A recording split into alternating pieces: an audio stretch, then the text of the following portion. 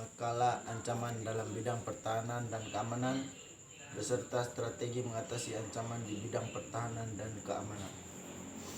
Nama saya Yosef Ferdinand Dimas Muda dari kelas 11 IPS 2. Pendahuluan. Latar belakang.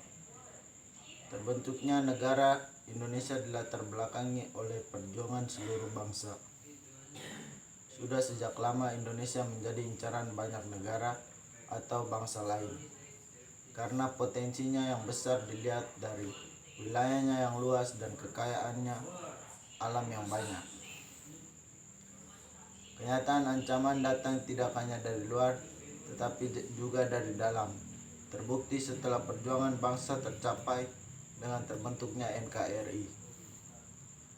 Ancaman dan gangguan dari dalam juga timbul dari yang bersifat kegiatan fisik sampai yang ideologis.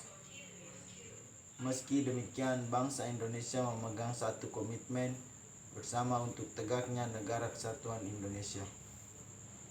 Dorongan kesadaran bangsa yang dipengaruhi kondisi dan letak geografis dengan dihadapkan pada lingkungan dunia yang serba berubah akan memberikan motivasi dalam menciptakan suasana damai.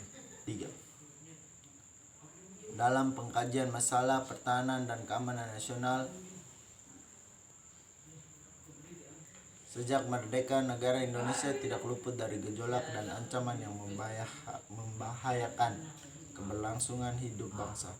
Tetapi bangsa Indonesia mampu mempertahankan kemerdekaan dan kedaulatannya dari agresi Belanda dan mampu menegakkan wibawa pemerintahan dari gerakan separatis. Ditinjau dari geopolitik dan geostrategi dengan posisi geografis, sumber daya alam dan jumlah serta kemampuan penduduk telah menempatkan Indonesia menjadi ajang persaingan kepentingan dan perebutan pengaruh antar negara besar.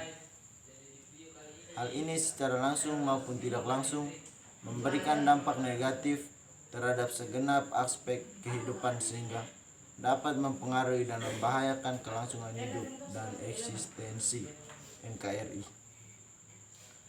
Untuk itu, bangsa Indonesia harus memiliki keuletan dan ketangguhan yang mengandung kemampuan mengembangkan kekuatan nasional, sehingga berhasil mengatasi setiap bentuk tantangan, ancaman, hambatan, dan gangguan dari manapun datangnya. Disinilah letak kepentingan ketahanan nasional bagi bangsa Indonesia untuk tetap teguh berdiri sebagai satu kesatuan negara Indonesia. Untuk menghindari segala jenis ancaman dan bahaya yang bermaksud menghancurkan atau merusak hakikat dan pendirian bangsa Indonesia, ketahanan nasional memiliki salah satu tujuan, yakni untuk menjaga keamanan dan ketentraman bangsa Indonesia dari segala bahaya. Itulah sebabnya pentingnya perlindungan di negara di bidang pertahanan dan keamanan negara. Oleh karena itu, sistem pertahanan dan keamanan negara Republik Indonesia diselenggarakan melalui usaha membangun dan membina kemampuan daya tangkal negara dan serta menanggulangi setiap ancaman, meliputi subfungsi pertahanan, subfungsi keamanan dalam negeri dan subfungsi keamanan ketertiban masyarakat. Bab 2. Pembahasan. Ancaman interogasi nasional di bidang pertahanan dan keamanan. Walaupun perang umum dapat diharapkan tidak akan terjadi dalam jangka waktu 5 tahun yang akan datang, namun perang terbatas tetap merupakan ancaman yang sukar dan dapat dicegah. Sedangkan kegiatan subversi senantiasa akan merupakan bahaya laten yang memanfaatkan setiap keadaan dalam negeri. Bangsa-bangsa yang sedang berkembang, oleh karena itu upaya pertahanan dan keamanan haruslah dapat mewujudkan kemampuan untuk dapat menghadapi dan menanggulangi ancaman perang terbatas dan mencegah serta mengatasi kegiatan subversi dalam berbagai bentuknya. Dalam pengkajian masalah pertahanan dan keamanan nasional ditemukan banyak ketidakpastian masa depan menurut tersedianya jaminan dalam berbagai bentuk. Pertama, perkembangan keadaan yang dapat melahirkan ancaman harus dapat diketahui segera. Suatu kemampuan intelijen harus dimiliki agar dapat mewujudkan jaminan tersedianya waktu peringatan dan maksimum. Kedua, persiapan pertahanan keamanan nasional tidak dapat ditunda sampai munculnya suatu ancaman secara pasti. Perkembangan yang mendadak tentunya menurut tersedianya kekuatan siap yang cukup, yang jika perlu dalam waktu yang singkat masih dapat diperbesar lagi dan mengaktifkan kekuatan cadangan. Ketiga, berbagai peristiwa dalam berbagai bentuk dapat timbul, kemudian pengkajian harus senantiasa dilakukan terhadap peristiwa-peristiwa yang belum terjadi, tetapi dapat merupakan bentuk peristiwa yang dapat saja timbul di masa depan. Kelangsungan hidup bangsa dan negara Indonesia perlu diamankan terhadap ancaman perang dan segala bentuk gangguan keamanan. Kepentingan nasional yang demikian tinggi nilainya harus dijamin kelangsungannya oleh bangsa Indonesia sendiri dan tidak boleh disandarkan kepada kekuatan bangsa lain. Ketetapan bangsa Indonesia untuk tidak meningkatkan diri dalam suatu persekutuan atau fakta pertahanan memperkuat keharusan untuk selalu bersandar pada kemampuan sendiri. Di samping itu, kepentingan Indonesia terhadap perdamaian dunia, khususnya keamanan di kawasan Asia Tenggara, mewajibkan bangsa Indonesia untuk turut dalam upaya internasional maupun regional untuk memelihara keamanan dan perdamaian. Beban kewajiban ini dapat berubah suatu kekuatan pemelihara perdamaian sebagai salah satunya sahamnya dalam kerjasama internasional. Sebagai suatu bangsa yang cinta damai, Indonesia lebih mengutamakan penyelesaian pertentangan melalui jalan kebijaksanaan politik daripada jalan militer. Meskipun demikian, dalam keadaan tertentu kemampuan Hankamnas yang berdiri di belakangnya berguna untuk mendukung kebijaksanaan politik. Oleh karena itu, bagi Indonesia adalah penting untuk menampakkan dirinya sebagai suatu negara yang menangani setiap permasalahan Hankamnas secara bersungguh-sungguh, serta untuk menunjukkan bahwa kekuatan yang dimilikinya mempunyai kemampuan yang harus diperhitungkan. Pertahanan ini disertai upaya untuk meningkatkan kemampuan organisasi komando dan pengendalian antar angkatan perang. Untuk seluruh kekuatan pertahanan ini perlu dibangun atau ditingkatkan fasilitas-fasilitas pangkalan, baik yang berupa pangkalan operasi maupun asrama kesatuan, yang lokasinya dapat mungkin disesuaikan dengan wacana pengembangan wilayah. Program utama ini terdiri dari program bala pertahanan wilayah, program bala pertahanan terpusat, program angkutan terpusat, program bala cadangan, dan program intelijen dan komunikasi terpusat. B. Penetapan pemrograman pertahanan dan keamanan. 1. Program bala pertahanan wilayah.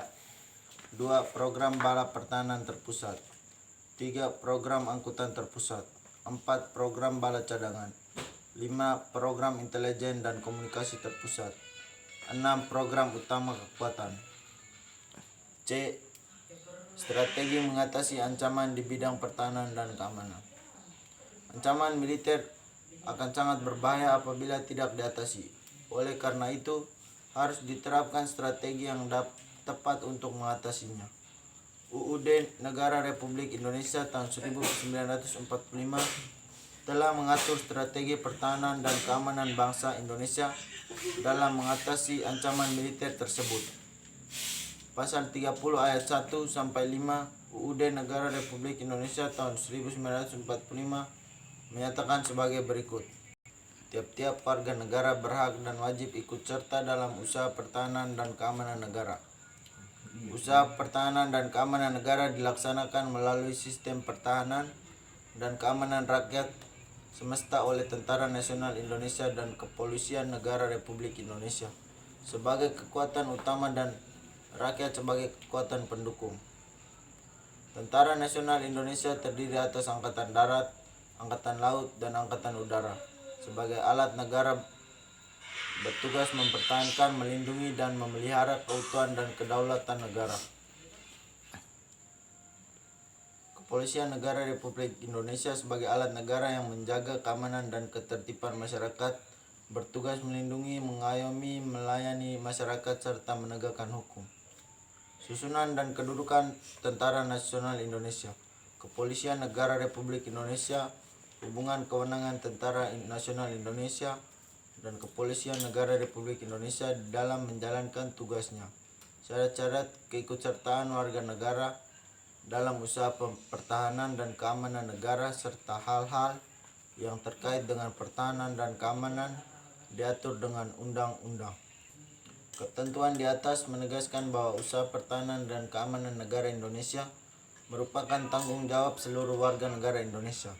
Dengan kata lain, pertahanan dan keamanan negara tidak hanya menjadi tanggung jawab TNI dan Polri saja, tetapi masyarakat sipil juga bertanggung jawab terhadap pertahanan dan keamanan negara. TNI dan Polri menunggal bersama masyarakat sipil dan menjaga keutuhan negara kesatuan Republik Indonesia.